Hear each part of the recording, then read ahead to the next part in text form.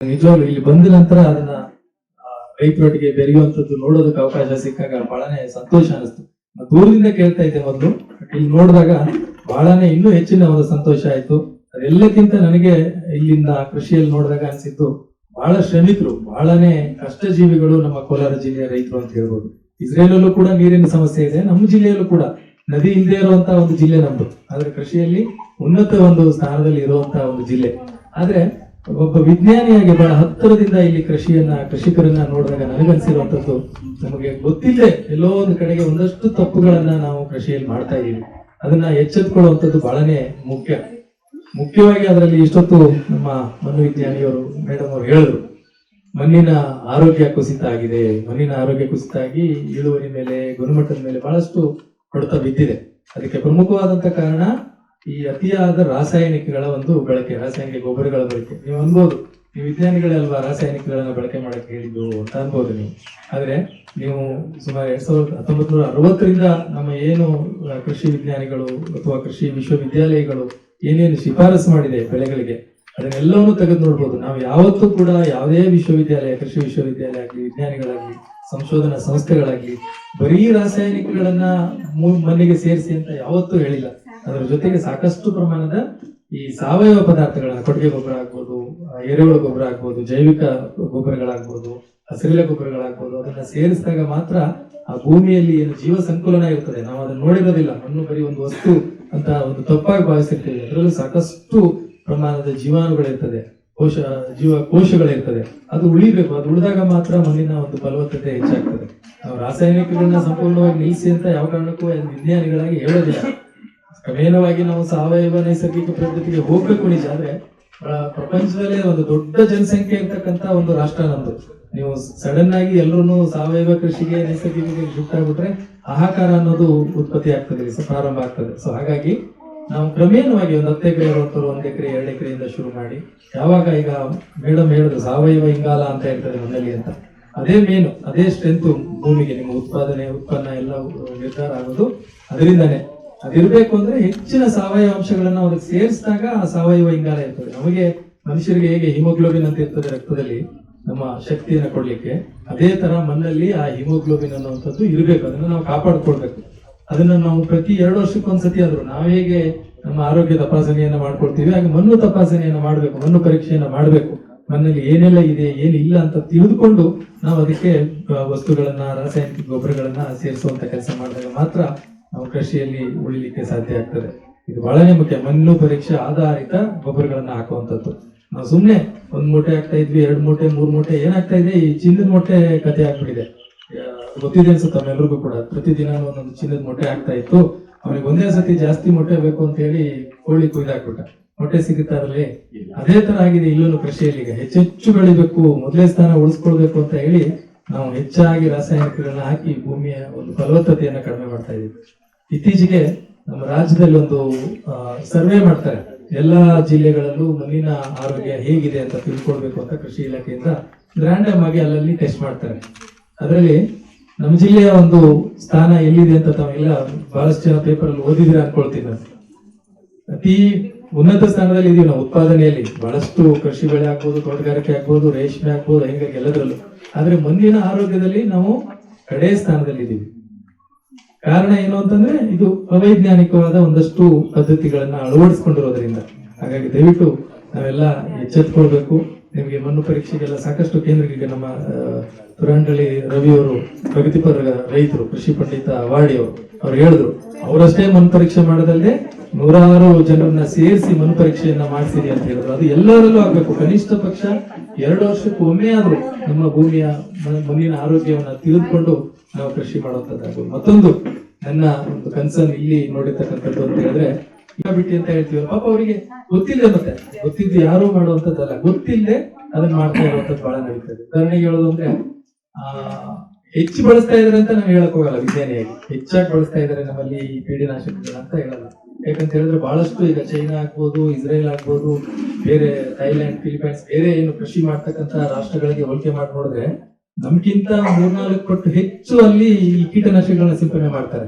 ಆದ್ರೆ ಆ ಉತ್ಪನ್ನ ಏನಿದೆಯಲ್ಲ, ಅದು ಕಾಯಿನೋ ಹಣ್ಣೋ ತರಕಾರಿ ಏನೋ ಒಂದು ಇರುತ್ತಲ್ಲ, ಅದು ತಟ್ಟೆಗೆ ಬಂದಾಗ ಅಲ್ಲಿ ಯಾವ ಅವಶೇಷಗಳು ಇರೋದಿಲ್ಲ. ಅವ್ರು ಏನ್ ಸಿಂಪಡಣೆ ಮಾಡಿರ್ತಾರೆ ರಾಸಾಯನಿಕಗಳನ್ನ, ಕೀಟನಾಶಕಗಳನ್ನ, ಅದರ ಯಾವ ರೆಸಿಡ್ಯೂ ಅಂತೀವಿ, ಈ ಕೀಟನಾಶಕಗಳು ಬಳಸಿದ ರೆಸಿಡ್ಯೂ ಇರ್ತದಲ್ಲ, ಪೆಸ್ಟಿಸೈಡ್ ರೆಸಿಡ್ಯೂ, ಅದರ ಅಂಶ ಯಾವುದು ಆ ತಟ್ಟೆಗೆ ಬಂದಾಗ ಅದರಲ್ಲಿ ಇರೋದಿಲ್ಲ.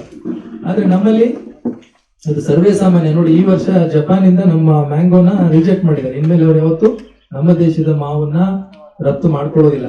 ಕಾರಣ ಕೀಟನಾಶಕಗಳ ಅಂಶ ಹೆಚ್ಚಿಗೆ ಇದೆ ಅನ್ನುವಂಥದ್ದು. ಹೀಗೆ ಪ್ರತಿ ವರ್ಷನೂ ನಮ್ಮ ದೇಶಕ್ಕೆ ಇದು ಕಾಮನ್. ಮೆನ್ಸಲ್ ಆಗ್ಬೋದು, ಮತ್ತೊಂದು ಬೇರೆ ಬೇರೆ ಉತ್ಪನ್ನಗಳಲ್ಲಿ ಪ್ರತಿ ವರ್ಷನೂ ಎಕ್ಸ್ಪೋರ್ಟ್ ಕನ್ಸೈನ್ಮೆಂಟ್ ರಿಜೆಕ್ಷನ್ಸ್ ಆಗ್ತದೆ. ಅಲ್ಲಿಂದ ವಾಪಸ್ ಕಳಿಸ್ಬಿಡ್ತಾರೆ, ನೀವು ಬೇಡ, ನಿಮ್ಮ ಉತ್ಪನ್ನ ಗುಣಮಟ್ಟ ಇಲ್ಲ, ಇದರಲ್ಲಿ ರಾಸಾಯನಿಕಗಳ ಅಂಶ ಹೆಚ್ಚಿಗೆ ಇದೆ ಅನ್ನುವಂಥದ್ದು ಹೆಚ್ಚಾಗ್ತದೆ. ಯಾಕೆ ಹಾಗಾಗ್ತಾ ಇದೆ? ಈಗ ಅಲ್ಲಷ್ಟೆಲ್ಲ ಬಳಕೆ ಮಾಡಿದ್ರು ಅವರು ಅದನ್ನ ತಿನ್ಬೇಕಾದ್ರೆ ಅದರಲ್ಲಿ ಈ ಪೆಸ್ಟಿಸೈಡ್ ರೆಸಿಡ್ಯೂ ಅನ್ನೋದು ಇರೋದಿಲ್ಲ. ನಮ್ಮಲ್ಲಿ ಅದಕ್ಕಿಂತ ಕಡಿಮೆ ಮಾಡೋದು ಯಾಕೆ ಇರ್ತಾ ಇದೆ ಅಂತಂದ್ರೆ, ನಮ್ಮ ಬಹುತೇಕ ರೈತರಿಗೆ ಈ ಕೀಟನಾಶಕಗಳನ್ನ ಎಷ್ಟು ಬಳಸಬೇಕು, ಹೇಗ್ ಬಳಸಬೇಕು, ಯಾವಾಗ ಬಳಸಬೇಕು ಅನ್ನೋದ್ರ ಬಗ್ಗೆ ಮಾಹಿತಿ ಕೊರತೆ ಇದೆ. ನಾವು ಹಲವಾರು ತರಬೇತಿಗಳನ್ನ ಈ ಕುರಿತಾಗಿ ಆಯೋಜನೆ ಮಾಡಿದೀವಿ. ಅದು ಬಹಳಷ್ಟು ತರಬೇತಿಗಳಲ್ಲಿ ಅಥವಾ ಎಲ್ಲೆಲ್ಲೇ ನಮಗೆ ಅವಕಾಶ ಸಿಗುತ್ತೋ ಇದ್ರ ಬಗ್ಗೆ ತಿಳಿ ಹೇಳ್ತಾ ಇದ್ದೀವಿ. ಈಗ ಎಷ್ಟು ಅಂದ್ರೆ ಏನು ಅಂತ ಹೇಳಿದ್ರೆ, ನಾವು ವಿಜ್ಞಾನಿಗಳು, ಅಧಿಕಾರಿಗಳು ಏನ್ ಹೇಳ್ತೀವಿ, ಯಾವುದೋ ಒಂದು ರೋಗ ಕೀಟಕ್ಕೆ 1 ಗ್ರಾಮ್ ಅಥವಾ 1 ml ಅಷ್ಟು ಪ್ರತಿ ಲೀಟರ್ ನೀರಿಗೆ ಸೇರಿಸಿ ಸಿಂಪಡಣೆ ಮಾಡಪ್ಪ ಅಂತ ಹೇಳಿ ಕಳಿಸಿರ್ತೀವಿ. ಅವರು ಅಂಗಡಿಯಲ್ಲಿ ಏನ್ ಮಾಡ್ತಾರೆ, ಔಷಧಿ ಅಂಗಡಿಯಲ್ಲಿ ಮದ್ದು ತರಕ್ ಹೋಗ್ತಿರಲ್ಲ, ಅವರು ಬೇಗ ಕಂಟ್ರೋಲ್ ಆಗ್ಲಿ ಮತ್ತೆ ನನ್ನ ಅಂಗಡಿಗೆ ಬರ್ಲಿ ಅಂತಾನು ಇನ್ನೇನು ಒಟ್ಟು 2 ml ಹಾಕಪ್ಪ ಅವ್ರು ಹಾಗೆ ಹೇಳ್ತಾರೆ. ಬೇಗ ಕಂಟ್ರೋಲ್ ಆಗ್ಲಿ ಅನ್ನೋಂಥ ಉದ್ದೇಶಕ್ಕೆ 2 ml 2 ಗ್ರಾಮ್ ಅವರು ಶಿಫಾರಸು ಮಾಡ್ತಾರೆ. ನಾವು ರೈತರು ಏನ್ ಯೋಚನೆ ಮಾಡ್ತೀವಿ, ಮತ್ತೆ ನಮ್ಗೆ ಔಷಧಿ ತಗೊಳಕ್ ಬರ್ಲಿ ಅಂತ ಕಡಿಮೆ ಹೇಳಿದಾರೆ ಏನೋ ಅನ್ಕೊಂಡು ನಾವು 3 ml 3 ಗ್ರಾಮ್ ಹಾಕ್ತೀವಿ. ಅದು ಹೇಗಾಗುತ್ತೆ ಅಂದ್ರೆ, ಈಗ ನೀವು ಯಾವ್ದೋ ಕಾಯಿಲೆಗೆ ಒಂದು ಆಂಟಿಬಯೋಟಿಕ್ ಅಥವಾ ಒಂದು ಯಾವ್ದೋ ಮಾತ್ರೆ ತಗೊಳ್ಳೋ ಬದಲಾಗಿ 2-3 ತಗೊಂಡ್ರೆ ಹೇಗಾಗುತ್ತೆ, ಗಿಡಗಳಲ್ಲಿ ಹಾಗೆ ಆಗುತ್ತೆ. ನಮ್ಗೆ ನಾವು ಹೇಳ್ತೀವಿ ಗೊತ್ತಾಗುತ್ತೆ, ಗಿಡಗಳಲ್ಲಿ ಗೊತ್ತಾಗಲ್ಲ, ಬೇರೆ ಬೇರೆ ರೀತಿಯಲ್ಲಿ ಅದು ಎಕ್ಸ್ಪ್ರೆಸ್ ಆಗ್ತದೆ. ಈ ಒಂದು ತಪ್ಪನ್ನ ಬಹಳಷ್ಟು ಮಾಡ್ತಾ ಇದ್ದಾರೆ. ಮತ್ತೆ ಹೇಗೆ ಅನ್ನೋದು ಕೂಡ ಈಗ ನೋಡಿ, ನಾವು ಬಹಳಷ್ಟು ಸತಿ ಏನ್ ಮಾಡೋದು ಅಂತ ಹೇಳಿದ್ರೆ, ಈ ಮಿಕ್ಸ್ ಆಗಿ ಬೇರೆ ಬೇರೆ ಕೆಮಿಕಲ್, ಒಂದೇ ಔಷಧಿ ಸಿಂಪಡಣೆ ಮಾಡೋದನ್ನ ಇತ್ತೀಚೆಗೆ ನಾನು ನೋಡ್ಲೇ ಇಲ್ಲ. ಒಂದೇ ಸಿಂಪಡಣೆ ಮಾಡೋದೇ ಇಲ್ಲ. ಅದ್ರ ಜೊತೆಗೆ ಒಂದು ಪೆಸ್ಟಿಸೈಡ್, ಫಂಗಿಸೈಡ್, ಒಂದು ನ್ಯೂಟ್ರಿಯೆಂಟ್, ಒಂದು ಗ್ರೋತ್ ಪ್ರಮೋಟರ್, ಒಂದು 4-5 ಅಂಗಡಿಯಲ್ಲಿ ನಿಮಗೆ ಒಂದು ಪ್ಯಾಕೇಜ್ ಕೊಟ್ಬಿಡ್ತಾರೆ. ಅದನ್ನೆಲ್ಲ ಕೆಮಿಕಲ್ ಸೇರಿದ್ರೆ ಏನಾಗುತ್ತೆ, ರಿಯಾಕ್ಷನ್ ಆಗುತ್ತೆ, ಮತ್ತಿನ್ನೇನೋ ಆಗುತ್ತೆ, ಹಲವಾರು ಸಮಸ್ಯೆಗಳು ಅದರಿಂದ ಬರುತ್ತೆ. ನಮಗೆ ಅದರಲ್ಲಿ ಕಂಪ್ಯಾಟಿಬಿಲಿಟಿ ಇದೆಯೋ ನೋಡ್ಬೇಕು. ಆ ಕೆಮಿಕಲ್ಗೂ ಹೊಂದಾಣಿಕೆ ಇದೆಯಾ, ಅದನ್ನೆಲ್ಲ ನೋಡಿ ಯಾರು ಕೊಡುವಂತದ್ದು ಇಲ್ಲ. ಆ ರೀತಿ ಈ ಕಾಕ್ಟೇಲ್ ಅನ್ನ ನಾವು ಬಳಸೋದ್ರಿಂದ ಅನೇಕ ಸಮಸ್ಯೆಗಳಾಗ್ತಾ ಇದೆ.